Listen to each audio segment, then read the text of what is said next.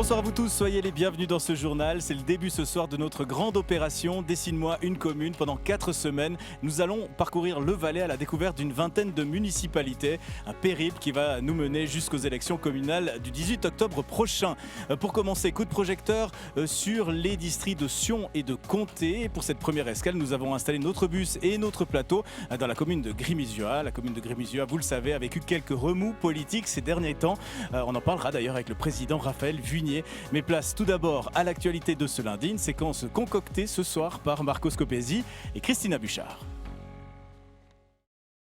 Marche silencieuse pour 25 employés de chez Paou, la fondation qui emploie une cinquantaine de personnes au total. Cette délégation du personnel s'était donné rendez-vous sur la place de la Planta pour manifester son soutien à l'ancien directeur Jean-Yves Raymond. Après, il a passé 24 ans dans la boîte, dont 18 ans directeur. Et on ne trouve pas tout cela très juste. Et on aimerait avoir des éclaircissements. On aimerait que notre directeur soit réhabilité parce qu'un licenciement, je reprends ordinaire, qui a été marqué dans la presse, on ne comprend pas. Sans qu'il y ait de photographe, c'est aussi marqué dans la presse. Donc c'est bizarre. Des employés tous vêtus de noir qui se sont ensuite rendus chez la conseillère d'État Esther Weber-Kalbermatten pour lui remettre un document attestant notamment de leur volonté de voir réintégrer leur directeur dans ses fonctions. Voilà. Ok, je prends ce courrier. Voilà. De son côté, Jean-Yves Raymond, très affecté par son licenciement, se dit touché par le soutien reçu. Ils prennent effectivement un risque, mais je crois au fait que leur engagement est sincère. Le personnel, l'équipe de direction et moi-même avons développé des valeurs durant toutes ces années en faveur des prestations de nos bénéficiaires et je crois que leur action, elle se traduit principalement sur les bénéficiaires et sur l'image de la Fondation. Je crois que le personnel est actif et finalement seul lui peut répondre de ses actions. De mon côté, je rappelle que j'ai un devoir de confidentialité que je tiens absolument à respecter et que, à titre personnel, je me concentre sur ma situation. Jean-Yves Raymond qui s'exprimait pour la première fois suite à son licenciement, un entretien retrouvé en intégralité sur notre site internet. Rentrée scolaire pour les près de 2900 étudiants des 5 hautes écoles valaisannes. Un retour sur les bancs d'école qui s'est fait avec quelques adaptations, situation sanitaire oblige.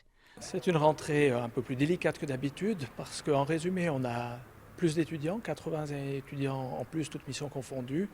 On a moins de place, étant donné qu'on a dû serrer sur certains espaces. Et puis on a 2 chantiers, celui d'Énergie Police et celui de l'Oèche-les-Bains pour la physiothérapie, qui ont pris 6 mois de retard. Donc effectivement un petit peu sportif. Un enseignement qui se fait désormais en présentiel et en classe complète pour cette rentrée. Nous estimons que comme prestataire de formation pratique, il est beaucoup plus intéressant d'avoir les étudiants et de pouvoir échanger directement avec eux. Ça a bien entendu des conséquences. La première, c'est le respect des mesures d'hygiène, la distance, le lavage des mains et puis surtout le masque obligatoire dans tous les espaces communs et pour les étudiants dans les salles de classe si la distance ne peut pas être respectée. À noter que des aménagements logistiques ont été nécessaires comme le montage de tentes pour accueillir les repas des étudiants dans le respect des contraintes liées au Covid.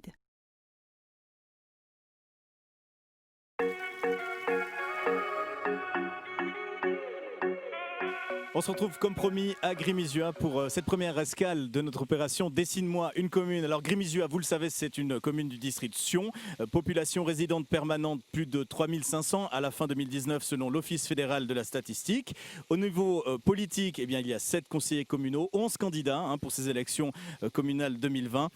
Et puis comme enjeu principal pour la législature prochaine, ce sera la gestion de l'eau d'irrigation. Bonsoir Raphaël Vuignier. Vous êtes le président, tout fraîchement élu, on peut le dire. On va en parler dans un instant. Déjà peut-être un mot sur le lieu, place du village. Elle est assez récente cette place. Elle est assez récente, c'est un lieu de vie qui peut encore être amélioré. Donc on fait toutes nos fêtes ici. Donc on a vraiment maintenant une activité qui se déroule ici et le but c'est que les gens viennent et se retrouvent quelque part parce que c'est vrai qu'on a une population qui est nouvelle, on a une nouvelle zone à bâtir, on a des zones qui se développent et par contre il manque partout un petit endroit où se retrouver et puis c'est ici qu'on vient. C'est ici que vous venez. Alors vous êtes le président, je le disais, fraîchement élu, ça fait que que quelques mois, 9 mois que vous êtes en place. On se souvient de cette élection complémentaire suite au départ de Géraldine Marchand-Ballet. Une élection complémentaire qui s'était faite au final sur un tirage au sort.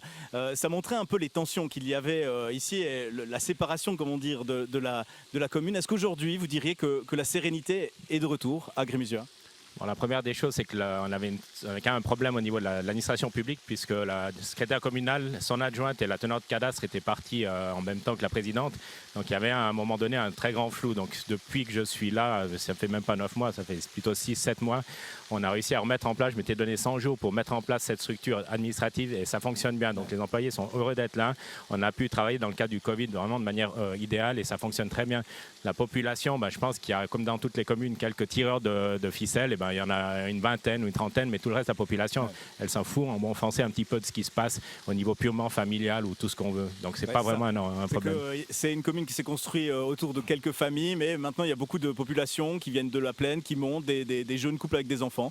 Donc, la commune, elle a aussi beaucoup grandi au niveau de la population. Bon, la commune, ici, les gens ont envie de s'investir. Donc, c'est ce qui se passe dans nos commissions, dans l'organisation de plein de choses. On a plein d'animations qui se font.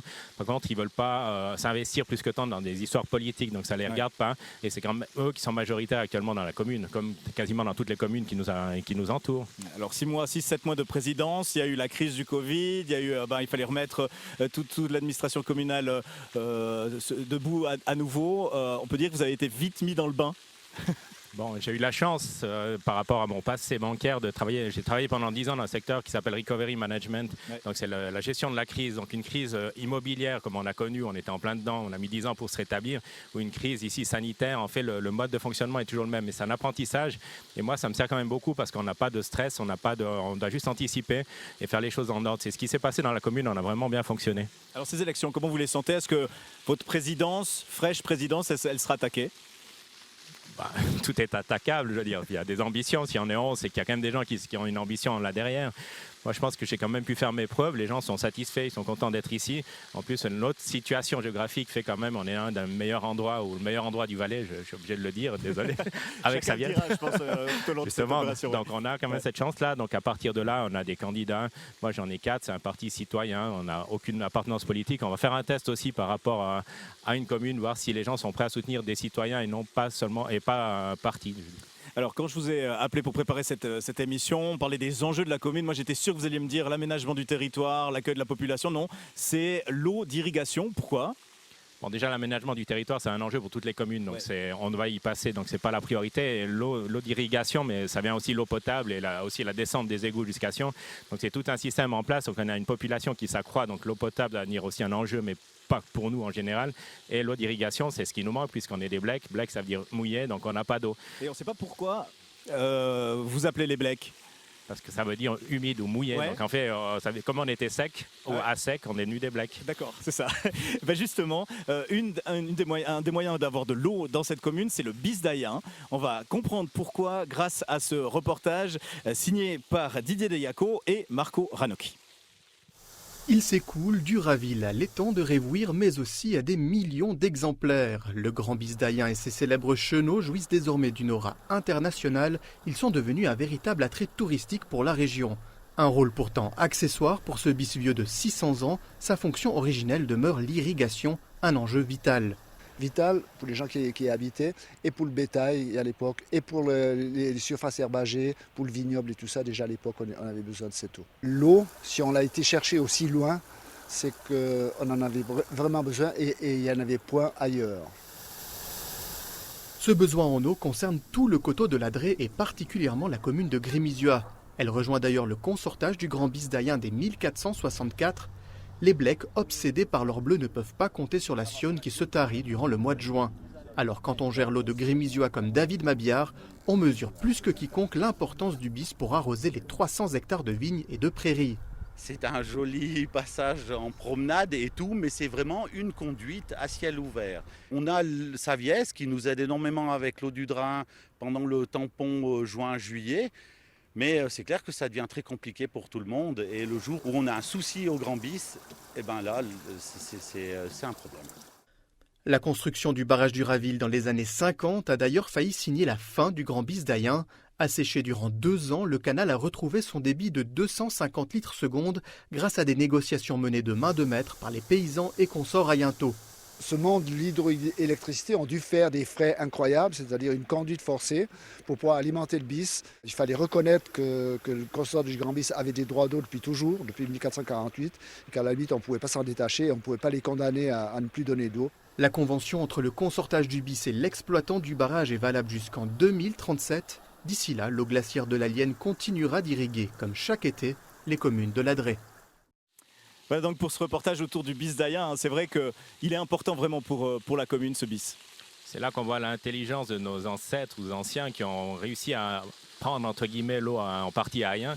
Donc c'est quand même 8 km de bis qui viennent depuis le barrage du Raville. Donc pour nous c'est essentiel, sans ça on n'aurait pas d'irrigation.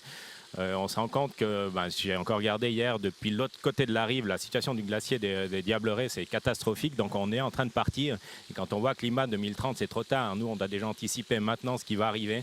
Donc on doit faire des étendues d'eau, on doit refaire des barrages, pas des barrages, des retenues d'eau, parce qu'on va se retrouver à sec rapidement. Ce sera le cas à l'étang de Ravouir, c'est ça? Exactement. Donc c'est un très gros projet qui est subventionné, qui est en cours de traitement. Donc ça fait 3 ans que j'en travaille dessus avec ma commission. Donc c'est un projet à 1 400 000. On remet en état l'étang qui avait été créé à l'époque pour l'irrigation. Donc on avait 47 000 mètres cubes d'eau, on n'est plus qu'à 32 000, donc on doit le vidanger. Donc c'est un très gros travail. Et ça, c'est remettre à niveau ce que les anciens ont fait. Donc nous, on doit remettre à niveau, on est aussi un peu des précurseurs pour maintenir ce qui va arriver plus tard, ce manque d'eau. Sur l'aménagement du territoire, on l'a vaguement évoqué tout à l'heure. C'est quoi la politique ici en termes d'aménagement du territoire? Il y a cette nouvelle zone sous le home de Grimisuat qui s'est ouverte avec beaucoup de constructions. Il y a des zones qui seront réservées, des zones qui seront bloquées ou pas du tout? On aura des zones bloquées, mais il n'y aura pas de dézonage. Donc, ce qui nous tranquillise aussi en tant que président, je préfère avoir cette situation-là, puisqu'en fait, avec l'accroissement de la population, ces zones vont se débloquer assez rapidement. Donc, ce n'est pas dramatique pour nous. Simplement, je dirais même qu'on devrait développer encore plus les zones, puisqu'on a une situation qui est juste privilégiée par rapport à la ville. On est juste à bonne altitude. On n'a quand même aucun risque, ni à part sismique, on n'a pas de risque en fait. Ouais. Et puis, on a parlé aussi de ça au début, la crise Covid. La question qu'on se pose, c'est avec tout ce qui a été fait pendant cette période de coronavirus, les finances communales ici à Grimisuat, elles ont été touchées violemment avec cette crise ou pas? Bon, comme je suis quand même économiste à la base, je pense qu'on a au niveau des revenus, on aura un peu moins d'impact que certaines villes ou grandes entités où il y a des entreprises. Donc nous, on a beaucoup de privés et ces privés sont peut-être un peu moins touchés au niveau de l'impact. Mais à moyen et long terme, je pense qu'on aura... Ça sera, je pense que les 4 prochaines années pour les présidents, pour les conseils, sera difficile à le gérer parce qu'il faut l'anticiper, on aura moins de revenus. Donc il faudra cibler les investissements, il y aura plus de charges sociales aussi ou de gens qui auront des problèmes au niveau simplement social en fait. Donc on voit un accroissement de ces coûts et c'est plutôt ça la problématique. Donc, mais c'est pour tout le monde, donc on ne sait pas où on va, on essaye d'anticiper. Financièrement, on va tenir et c'est maintenant aux communes d'investir puisque nous, on a de l'argent quasiment gratuit. Mais il faut encore pouvoir. Pour pouvoir investir. Et puis dans la gestion de la crise qui n'est évidemment pas terminée, crise sanitaire, là j'ai vu dernièrement, vous avez commandé des masques pour les offrir aux jeunes. Alors des 3 communes, parce qu'on en parlera dans un instant, il y a un vrai lien avec la commune d'Ayen et la commune d'Arba. Là c'est les communes de l'Adré, c'est comme ça qu'elles s'appellent. Et ça marche super bien. Ah là, on a fait un groupe coronavirus des 3 communes, parce qu'en fait, je ne savais même pas en arrivant que fait, je dépendais de Sion, mais comme j'entends bien que Philippe Varone, c'est un ancien collègue de classe à Sion, voilà. Ouais. Donc il m'a dit, vas-y, travaille avec eux, ça s'est très bien passé, mais je m'entends bien aussi avec Sylvain Dumoulin, en fait, je m'entends bien avec tout le monde, et nous devons bien nous entendre, puisqu'en fait, on doit partager, donc triage forestier, c'est 4 communes, ici, l'eau vient d'Arba, l'eau potable, l'eau d'irrigation vient d'Ayen, les égouts descendent tous sur Sion, donc en fait, pour finir, on dépend tous de quelqu'un, en fait. Et puis il y a une personne qui incarne vraiment ce lien entre les communes de l'Adré, Arba, Ayen et Grimisuat, c'est Christophe Ballet. On a décidé de tirer son portrait grâce à ce reportage signé Raphaël Teller et Viviane Givor. Christophe Ballet, je suis chargé de sécurité et commandant du feu des communes d'Ayen, d'Arba et de Grimisuat. Donc si je vous ai amené ici, c'est car nous sommes à un point stratégique des 3 communes. On voit à ma gauche, donc nous avons la pierre qui représente le point des limites des 3 communes. On a Arba à ma gauche, Ayen à ma droite et Grimisuat en dessous. Un lieu symbolique pour débuter ce portrait de Christophe Ballet. Depuis 8 ans, son poste a été créé, la charnière entre la sécurité des communes et le corps des sapeurs-pompiers. Ici, je suis dans le service des constructions de la commune de Grimisuat et je m'occupe de tous les dossiers au niveau sécurité incendie lors d'une mise à l'enquête publique d'un bâtiment mon préavis doit être donné avant que le document parte au canton pour validation. Et ensuite, à la fin des travaux, donc, on effectue un permis d'habiter, donc on fait une visite sur site. L'accès se fait par les servitudes de passage. Ok, donc c'est ce qu'on a ici. Ouais. Tac, et puis après... L'accès dessert les 2 maisons ici, plus une autre plus loin. Ok. Ses qualités, il est en tout cas toujours disponible, soit pour les dossiers de construction, pour les visites de permis d'habiter. Donc on peut lui demander, voire 1 ou 2 jours à l'avance, il a toujours été disponible. Dans toutes les décisions qu'il donne, il est très clair. Si il a des informations complémentaires à demander, on l'entend souvent demander au canton, donc il collabore beaucoup avec le canton aussi.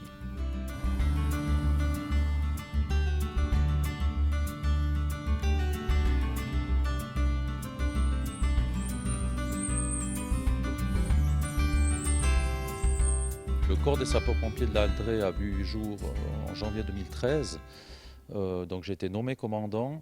Je coordonne le tout, je gère avec mon état-major tout ce qui est formation, les cours continus, et puis sur les grandes interventions, je prends le rôle de chef d'intervention.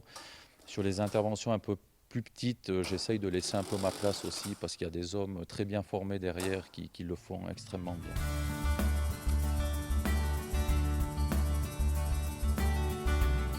Pour le futur, un des objectifs prioritaires, la construction d'un local intercommunal pour réunir tout le matériel et les forces sous le même toit.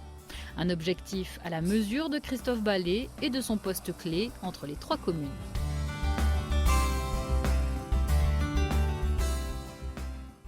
Voilà donc pour ce portrait de Christophe Ballet. On va terminer cette émission avec un deuxième invité pour montrer encore une fois le lien qui unit Grimizioa avec la commune d'Ayen. C'est le président d'Ayen, Marco Aymon. Bonsoir à vous. Bonsoir. Merci d'être avec nous. On a vu Christophe Ballet. Vous êtes aussi un représentant de cette amitié entre la commune de Grimizioa et d'Ayen. Après 12 ans de présidence, vous avez vécu ça aussi. Oui, bien sûr. Ça fait la proximité, elle est là depuis des siècles. On l'avait vu dans le reportage avec le BIS d'Ayen. Mais c'est vrai qu'avec la commune de Grimizioa, la commune d'Arba, on a eu des bonnes relations, de très bonnes relations depuis, en tout cas dans les 3 périodes que j'ai eu la chance de présider. Vous arrivez à la fin de la 3e de ces périodes, 12 ans de conseil, 12 ans de présidence. Et là, vous arrêtez. Oui. C'est quoi? Satisfait? Soulagé? Oui. Un peu triste de ne pas faire campagne? Vous en êtes où? Non, pas du tout triste de ne pas faire de campagne, parce que je trouve que c'est un moment qui est pas simple pour personne, et surtout pour ceux qui ont le plus de peine à se vendre. Ouais. Après, oui, moi je suis très satisfait de mes 12 ans. Je pense que le bilan, il est là. Et puis le résultat, la commune d'Ayen va très bien. Et je ne l'ai pas fait tout seul. C'est aussi grâce à mes colistiers. Oui, je suis fier. La station d'Anzer tourne bien. Tout va bien. Tout va bien. Et puis, on en parlait avant de tourner aujourd'hui. À l'époque, vous aviez été élu pour une seule voix. Alors Grimizioa, ils ont fait mieux. Ils ont fait égalité, là. Oui, ça arrive. Des fois, Grimizioa arrive à faire mieux que nous. C'est très rare, mais ça arrive. Ouais. Est-ce qu'une fusion entre les 2 communes, c'est envisageable? Est-ce que les yeux de Grimizioa se tournent plutôt vers Sion? On en est où à ce niveau-là? Bon, actuellement, il n'y a pas de yeux puisqu'on s'entend bien. Les 5 communes, on va plutôt collaborer. C'est ce qu'on fait maintenant. Donc, comme j'avais dit tout à l'heure, le triage forestier, on est les 4. Tout descend sur Sion. Les gens travaillent sur Sion. On a quelques affinités par rapport à l'eau potable et d'irrigation avec Ayen. Donc, il y a pas mal d'échanges. Ayen doit traverser Grimizioa, donc ils n'ont pas le choix. Tant mieux pour nous, mais tant pis pour eux si on veut fermer la route. Enfin bref, donc le mieux, c'est quand même de bien collaborer. Puis on verra à la fin avec qui on s'entend le mieux, si on s'entend. On a tous des tailles critiques où on arrive à gérer une commune. On n'est pas demandeur actuellement. Il y a des citoyens qui ont demandé de le faire, mais c'est plutôt à titre informatif.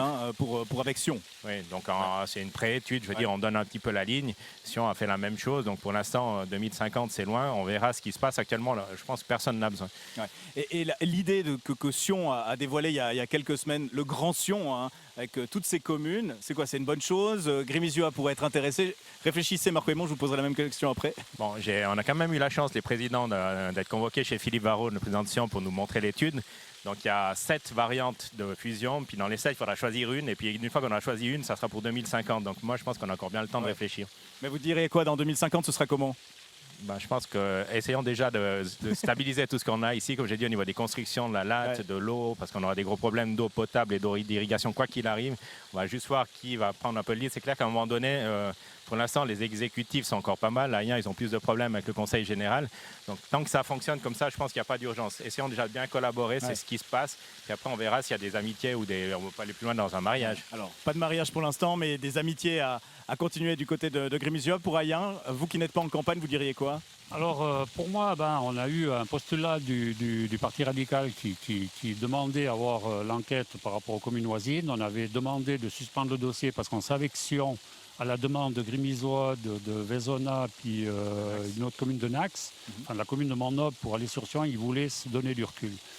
Et puis là, moi je reste quand même persuadé qu'avec la pleine montagne, le coût des infrastructures touristiques, l'attractivité de la ville par rapport aux infrastructures, les écoles, l'HES, les PFL, il y a des répartitions de frais qui sont difficiles. Je dis, le président va peut-être m'en vouloir, mais Grimizioa a un peu de la chance, il profite du tourisme et de la ville. Nous, on serait beaucoup plus prêts à partager les soucis en tout cas. D'accord, les soucis avec Grimizioa. Avec le Grand Sion. Avec le Grand Sion. C'est mon avis personnel. Très bien. Bon, je vous remercie en tout cas tous les deux d'être passés un instant. Bonne retraite politique, on dit ça, hein, Marco Hémon. Et puis bonne campagne à vous, Raphaël Vunier. Merci de nous avoir accueillis ici pour cette première escale. Demain, deuxième étape de notre parcours dans Dessine-moi une commune. Nous serons du côté de Chamoson. En attendant, je vous souhaite une très belle soirée et prenez soin de vous. Bonsoir.